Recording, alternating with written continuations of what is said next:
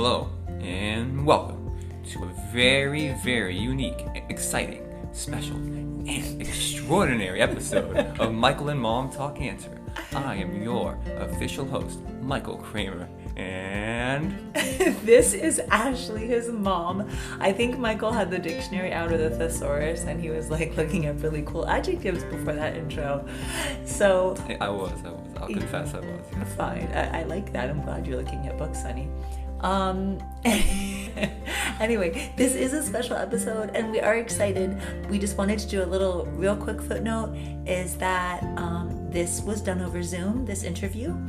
And so some of the sound quality is not quite the same quality we've had, but we think the content is still really beautiful and we still wanted to share it with you. So there's a few blips of connections, but Yeah, it's still overall a really good episode, and I'm super excited for you guys to listen to this guest we have on today. So please, thank you guys. and here we go. Hey everyone, my name is Nick. I'm thrilled to be on the podcast today. So thankful that you guys are having me. A little bit about myself. I am a young adult who was diagnosed with cancer. I was diagnosed with leukemia last August. I went through treatment, a transplant, and now I'm here today to talk about all of that with you guys. Yeah, so just like tell us a little bit about yourself, like what you like to do, where you're from, and what your passions really are. So I'm from Orlando, Florida, not too far from Miami, where you guys are. And my passions, I love music. I was actually studying music prior to my cancer diagnosis. I play guitar, produce, write some music. That's just a huge passion of mine. Music is very important to our hearts as well. As I know you're studying music, Michael's dad, my husband, was a sound engineer. You guys have a lot in common. Yeah. What was your official, diagnosis, and how were you feeling before? Like what really led you up to realizing that something was wrong and you needed to get yourself checked out? Especially Yeah. because you guys were both diagnosed during like the throes of COVID. Yeah. So Yeah, that's a really good question. And it's one that it it varies for each person, but for me, I just kept getting sick over and over again. So a month before I was diagnosed, in July, I got mono, and then a few weeks, I got better from that, and then I got sick again, and I got better from that, and I was sick again. And you mentioned this was during like the peak of COVID, but fortunately, each time it wasn't COVID. I was expecting the positive test, but I never got the positive test. But only to find out that it was something even worse long term than COVID. Because after a whole month of going back and forth between being sick and healthy, I was finally sent to the ER to get some blood work because my primary care doctor thought I had appendicitis. And then I went to the ER to get some blood work. They saw my white count, which was like almost 500,000. And they were like, whoa, we got to send you downtown, bud. And Yeah. Like, why did they think you had appendicitis? well, I was just having this really bad abdominal pain, and then I almost passed out. And then with the reoccurring sickness, I guess they didn't know what to do. I guess maybe I don't know, but that was the good thing that they finally sent me to get blood work, because without that blood work, I mean, who knows? Of course, yeah. I thought I had COVID, honestly. yeah, And of then, course. it got better because like I would have like a fever or something, and then it went away. Like the same thing you said, like I would get sick, it would get better, and then it would come back, and then it just was too much. So I was like, I need to go get some blood work, and that's how we found out. My question for you is, did you feel like when after you were diagnosed that people treated you differently, like your friends? Yeah, I got a lot of people that I didn't talk to in a long time reach out to me and wish me well. And, I welcome it, having all this support was great. As far as like, other than everyone reaching out to me to wish me well, there wasn't really any change in treatment. Did you feel that, Michael? I kind of felt the same way, like just that, a lot of people I didn't talk to in a while had reached out to me. People when they messaged me, they seemed to be more like, serious. I used to be pretty like, well, I still am like have a pretty good sense of humor, but it used to be more like jokingly when I'd Snapchat someone. Now people are Snapchatting me, like asking me how I'm doing. It's more stuff like that, like that I have to like welcome. And I feel like people, I don't think treat me different because I'm not back in the social life yet. I don't really see people because I'm still really immunosuppressed. But when I have seen my friends, I feel like they still treat me as my friend. They treat me like the same, but a lot of the times they're more like cautious and know like I'm like tired a lot and I don't have the energy they have. So that's how I feel. It's been a little different. Hmm. How about how you feel towards your friends? Do you feel differently? Yeah, I was gonna say like after treatment, I'm not. After everything I've been through, I'm just not the same person I was before. Right. Um, the experience changes you.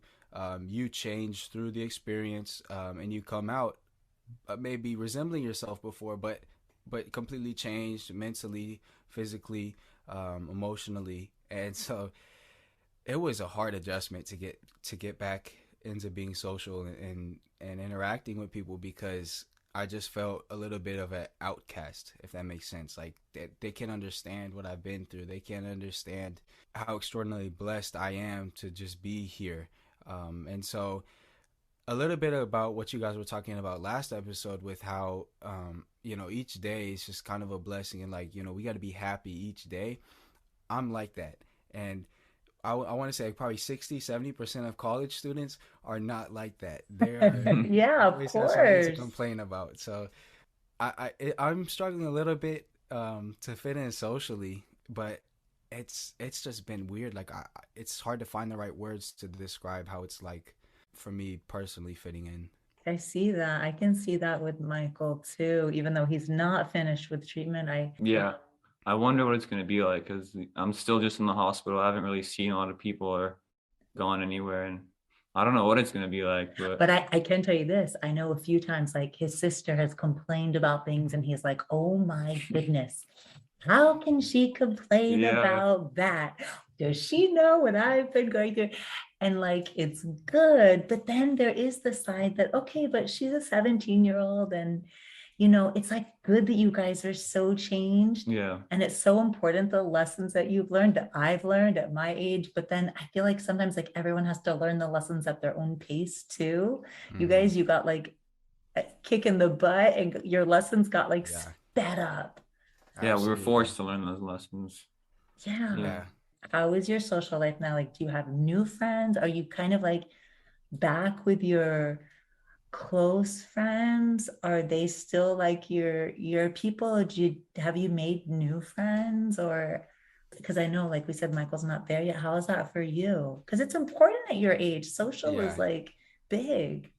So for me, it's a little bit different because right after I graduated high school, like I have my high school friends, but I moved down to Miami to go to school, and then I made some friends there. I didn't really make any best friends there, mostly just like I guess surface level friends. I don't know if that's a term, but Yeah. I don't know if that makes Yes. I sense. understand. And then I moved back here, and then I came back here because of COVID. So we were all locked down. I didn't hang out with them. So I Yeah. honestly didn't really have friends ever since I moved back here in March 2020.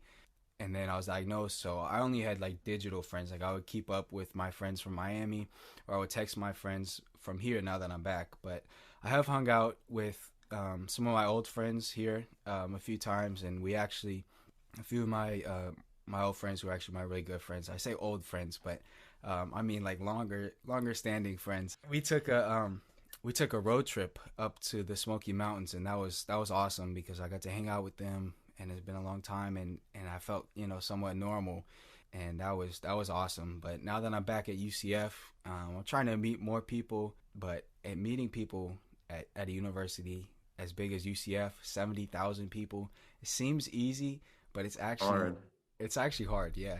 Yeah. Um, Yeah. Especially because you're but living at home, right? yeah, I'm living at home, so I don't have the aid of living on campus and Yeah. having to meet people, having neighbors and all that to help me. But overall, I think it's been an adjustment getting into social interaction and social life. But there are there are certain steps you have to take as well. Like you have to put yourself out there, because it's so easy for me to be socially anxious and just stay at home and do my own thing. But getting involved is the key right now for me to meet people. Like, the most people I've met this semester has been with Be the Match on campus. So we do Oh, drives Yeah, on I saw you campus, doing that. It's and awesome. because I'm there most of the time, that's where I meet people. Not and like plus those are people I, that probably you have similar priorities and can relate mm-hmm. to. I'm imagining. Yeah, because we're both, I mean, we're all there for a common purpose, to get people to join the registry to help save lives. So we talk, like, about my experience a little bit and stuff like that. But that's the most important part, is just putting yourself out there. So I was treated at a children's hospital for my BMT, and I know you had to be at an adult hospital. What's that experience like? What is it like to not have your parents sleep there with you? And is it scary? Like, run me through that a little bit. Because you guys are about the same age, right? You're Mm-hmm. also 20 right I'm now. 20. So it was, it was hard. I was lucky at first, because the doctor let both my parents, or no, not both my parents, but one of my parents stay the night, which wasn't even allowed. And they let them stay the night for like the first week after I was diagnosed. And then eventually I got used to being in the hospital, and I was comfortable enough to stay on my own. But that was still hard, because, once your mom or your dad leaves, you're just there by yourself, and you're just alone, and you're somewhere new. Something crazy just happened. But I was lucky enough that, because they were able to visit me, they brought up all my music stuff. They brought up all my guitars. So when they left, I actually just played guitar, worked on some music. But it was incredibly hard, and it got a lot harder closer to transplant, because I was weaker from all the chemo, all the radiation, and that means you're also mentally, emotionally weaker as well. And just the uncertainty that chemo, radiation, transplant brings makes it incredibly hard. So the COVID restrictions there, I think, were unnecessary and a little bit contradictory if you look into it. Um, Yeah, I kind Yeah. of we kind of agree. We talked about it, like having them leave and come back seems mm-hmm. even worse than having them just stay Well, it because is it worse is because they worse. can possibly bring Yeah, something. Absolutely, yeah. yeah. I I know. just Well, don't we think it we was feel a safe. lot. I mean, that was one blessing about being in a pediatric hospital, and I mean, it does seem logical because even you need someone with you, Mm-hmm. no matter how old you are, whether you're 5 years old, 20 years old, Or 60 years old. 60 It years doesn't old. matter. Like, Yeah, for sure. And the other sort of aspect about being treated in an adult hospital was, I was 19. So like, all the other patients there, not all the other, but the majority of patients there were like in the older ages. So I didn't like really see too many people that were my age at the cancer center at all. Michael had the opposite. He was surrounded by younger children yeah. and then now older. So we kind of had the Wow. experience of both. But at UM, he's never had to, spend the night. I just think Yeah, it's about you. outpatient. Yeah. And I'm listening to your podcast. We know that story of when you got really sick, and I can just imagine can't imagine you being alone.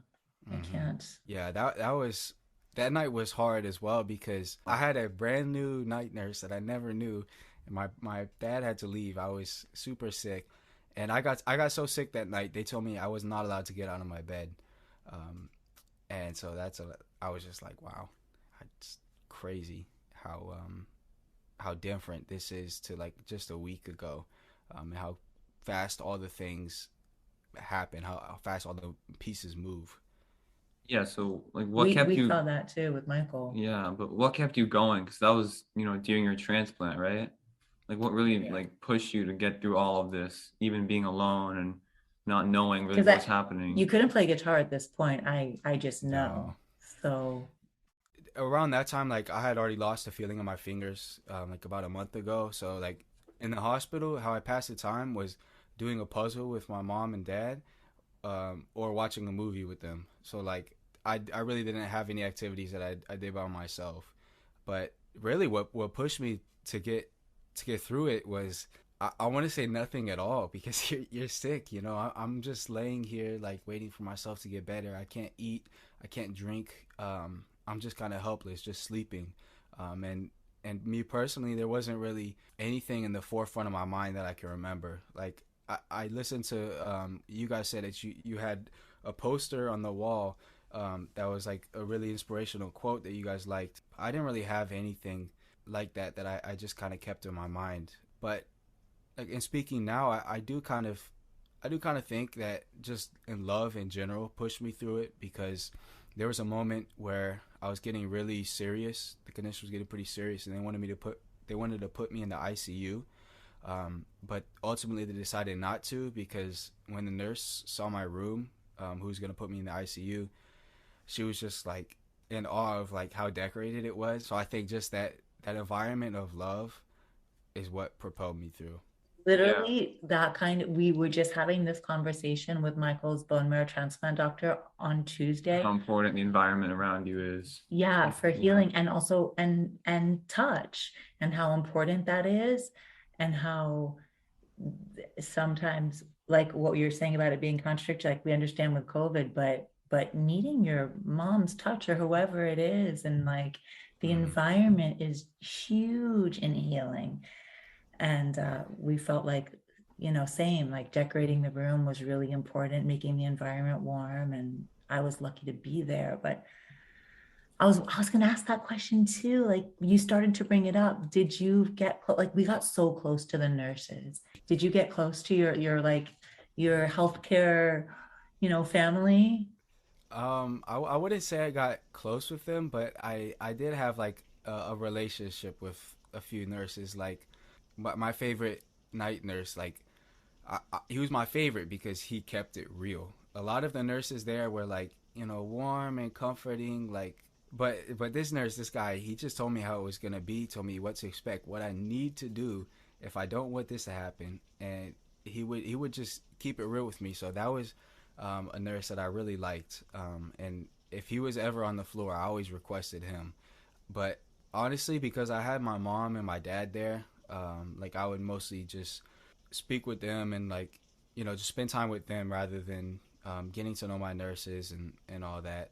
Like I did converse with my nurses and know them a little bit, but I didn't really form like a friendship, I would say, with any of them. I don't know if that's different in a pediatric hospital or just because we have spent so much time there. I think it's a mix of both. I'd Maybe. say it's a mix of Mm-hmm. both. Yeah. Yeah, and I think it also depends on the person as well because like people that are Right. more outgoing. I'm not outgoing at all.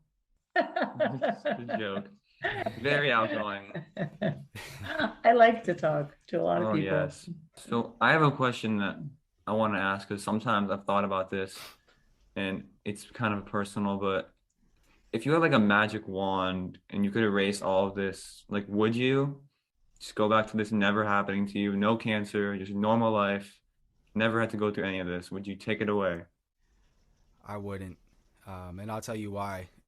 Because I've actually had a lot of time to reflect on everything that happened over the last year, and I think more than anything, more than any physical pain, mental, emotional pain, suffering that I experienced, I felt love more than anything. When I look back at pictures, when I think about times, I feel overwhelmed with the love and the support that I received from my family, my friends, from everyone. Of course, going through and enduring cancer treatment made me into the man that I will be, and the person that I get to be today. And without all of that, I don't know where I would be. That's really, really well said. And I feel the same way, honestly, about it. I wouldn't change it either. Mm-hmm. I think it's changed me for the better, and it's been a really eye-opening experience to say the least. It's Yeah, given you and so much purpose. Yeah. And I mean, we have talked about it in our absolutely. podcast before. It's sometimes like a weird thing to say that people are like, oh my God, I'm so sorry you're going through this. And then we're kind of like, yes, it's horrible. But at the same time, it has been a gift in a weird kind of way, of Yeah, like if course. this never happened, you wouldn't be advocating for Be the Match at a college campus, helping Mm-hmm. save lives. So it's crazy how things can Yeah. turn around. Yeah, I mean that's the other aspect. Like, I was thinking about a career in a record label or something before I was diagnosed with cancer, and now I've done a complete 180. Like I want to be involved in a cancer organization, or out here advocating for patients. I can't see myself in the music industry anymore, and for multiple reasons as well, because cancer taught me how important family is to me, and obviously a career in the music industry takes up so much time. You don't have time for family a lot of the time. Yeah, I heard you say that in your podcast, and Yeah. I was so moved by that because music is a huge passion. And Mm-hmm. I know music is going to be in your life forever. That's who you are. But Mm-hmm. it's just, it's so beautiful that you've transformed what your career is. That doesn't mean music isn't part of you, but Michael, Absolutely. same, you know. Yeah. I wanted to study environmental science, and after cancer, I'm just like, no, like I don't want to do that at all. Like I want to be a child life specialist. I want to work in the hospital. I want to help people like face to face. I love that. Yeah, and it's incredible how, we can endure all of this and yet want to help and want to go back into that field, if that makes Yeah, I sense. know. That's the one thing I've thought about. And I was like, would it be like so traumatizing? And I'm like, no, because like I go to the hospital still, a few times a week, and I see other patients and I just want to talk to them and help them. So I don't know. It's a weird thing. It is, yeah. What about how is your health now? We didn't ask that. Like Yeah, you're we didn't done with ask. treatment, but how is you guys on this podcast? You cannot see him, but he looks you look great. Thank you, thank you. Yeah. My health has been really good. For the last six months, I've been extraordinarily blessed. I did get a post transplant virus around 100 days afterwards. I got it's called Epstein-Barr virus, Yeah. the EBV, Hmm. post transplant lymphoproliferative disease. It's a mouthful. Funny story because insurance kept denying the treatment that I needed to fight Of that course. medication, and they denied it for long enough that my body actually fought it off completely on its own, Oh, which was an insane show of strength because I didn't expect that at all. I thought I needed the medicine because my immune system was so weak. But ever since then, I've been just in great shape. My diet has been really good. My exercise has been really good. The only thing that I really experience now is a lot of dry mouth as a result of chemo and radiation. But there's workaways around that. There's some like biotin, other mouth rinses, gels. Yeah. Um, but that's one thing I am now, very hydrated. yeah. Um, It's good and for Oh, then your the other thing skin. is my joints are actually very weak. So I have to do wrist therapy. And the other day, so I've tried running twice ever since treatment ended. The first time I ran, I got Achilles tendonitis, and I could not do anything on my foot for like 3 weeks. And then I was at the beach last week, 2 weeks ago, and I was running, playing soccer, and I ended up getting multiple sprains in my ankle. So both times I ran, I've injured myself. So my joints are just extraordinarily weak, but that builds up with time. So I'm so blessed to say that that's my biggest concern right now. yeah. I can relate in a way to the joints. Like I have like necrosis and a vascular necrosis. All my bones are super weak just because of steroids, chemo, and everything. Hmm. So yeah, I understand weak joints and everything. Yeah, It's pretty it's common. the treatment that they give to us. I mean, if we knew what it would do, like to just non-cancer cells, like that would just be eliminated because all the side effects are just crazy. Yeah, Like we yeah, see so that's many true. people look at the vaccine. It's like, oh, it does this to you, it does this to you, but like we openly give chemo and radiation, like knowing what it does to us, regardless. But it's because we have to. And I Yeah, was gonna say, yeah. I mean, It's a small price to pay for your life at the end of the day. Yeah, It's worth absolutely. it. and So you both had really aggressive cancers that we are all for homeopathy, but there are some things that homeopathy takes time, and there's some things that you don't always have time. So you guys had to go through chemo, but you're here. yeah. Yeah, That's that's the main thing. that's that's the main thing.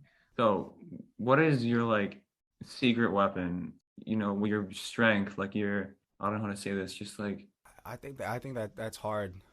I don't know if it's. I wouldn't call it a secret weapon, but my main weapon is just my family, just the relationship that I have, and that I was able to build with my mom and my dad.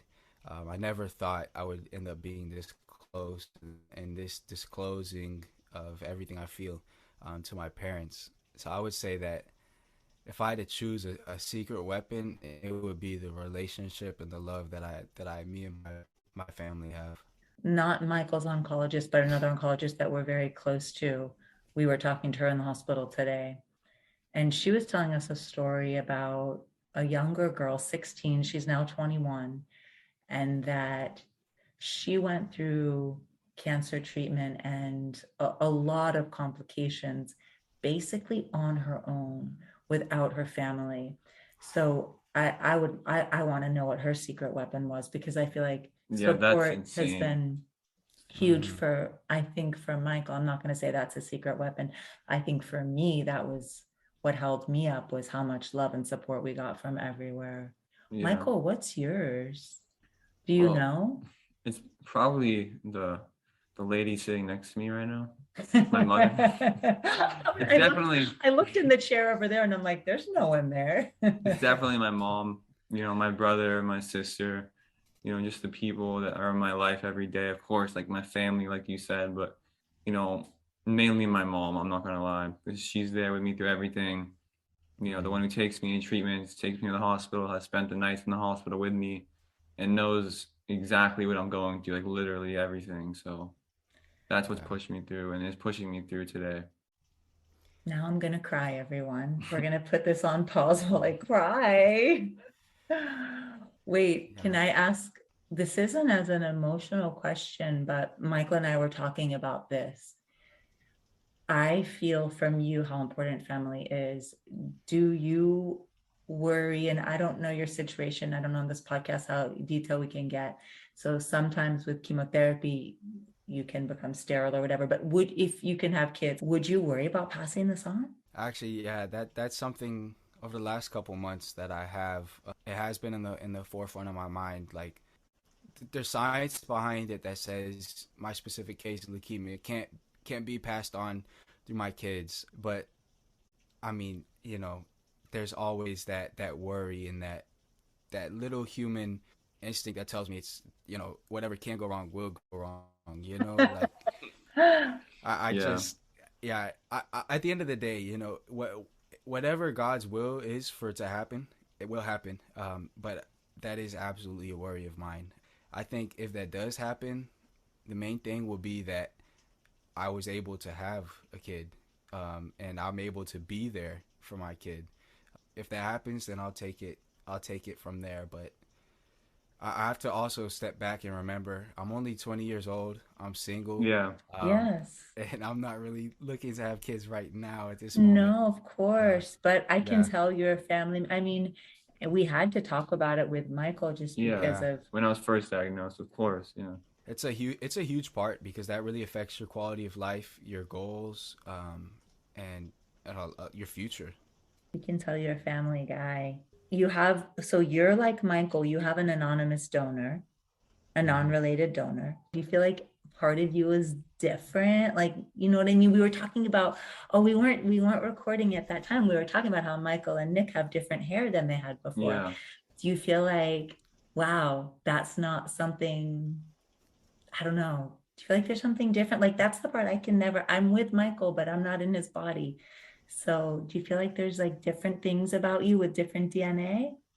So, yeah, it's funny. I have had those thoughts and like talking to a few people about that because immediately after transplant, I grew this really nice thick beard, and then like 5 months later, it fell out, which was really weird. Everything fell out, but I was never able to grow a beard before, and I was like, my donor must have a huge beard. Like he must I have hope some it wasn't great a beard girl. genes. No, it was a guy, and then I've also been lifting a lot of weights, and that's not something I did before transplant at all or treatment at all. So I've been able to put on muscle pretty easy. And like sometimes when I flex or like, look at myself in the mirror, my little brother would be like, My little brother would be like, "Man, I wonder if your donor was a bodybuilder or something." It sure seems like it. I want to see the beard, the gains. Like what? Yeah. Give me I, some of those stem cells, man. I don't know. yeah, I actually don't know how much research is on that, like about what can be passed on from your donor to you. I don't know. We haven't looked it up. After Don't know. transplant, what did I always say to you about your sneeze? Oh, well, that because my sneeze for some reason, like when I would sneeze, it would be like a baby sneeze for the first few months. Like it wasn't like a big like a chew. It was just like, like it was like that. Oh And I'd wow. be like, that donor had some really funny sneezes. Those are Yeah. not my Michael Kramer sneezes.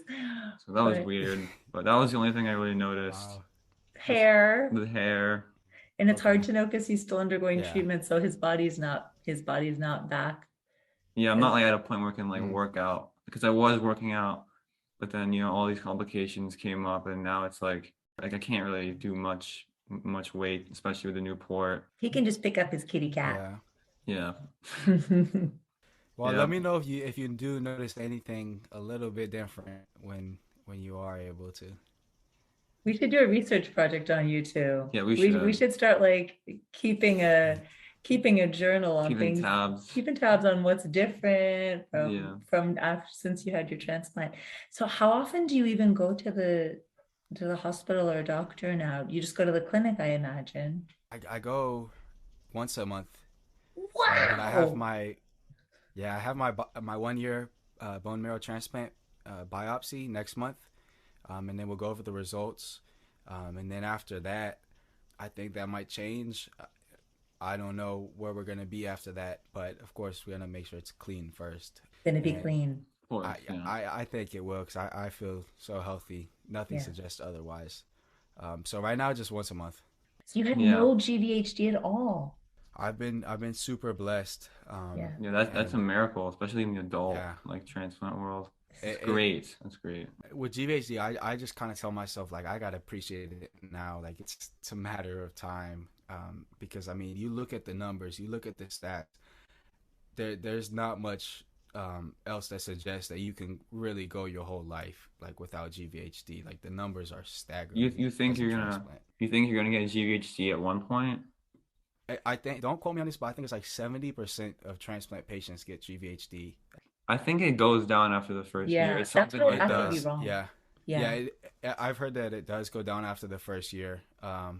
But but with me, I still think that there's just no way like I can live my whole life without getting GVHD. But Yes, you I, can. I'm Well, Nick, okay. yeah, I'm content with that.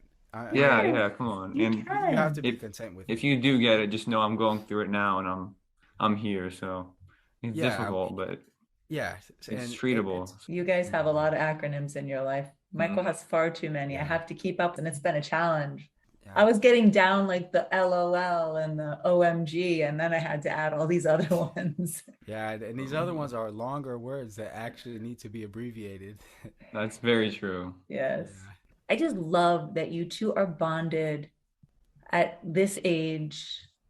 You've been through so much, and you're both just like positive, radiating, changed. You are I didn't know you before, but from what I know of you from your friend, you're already good people, and you just have come this much, like so much further. I'm in such admiration of you too.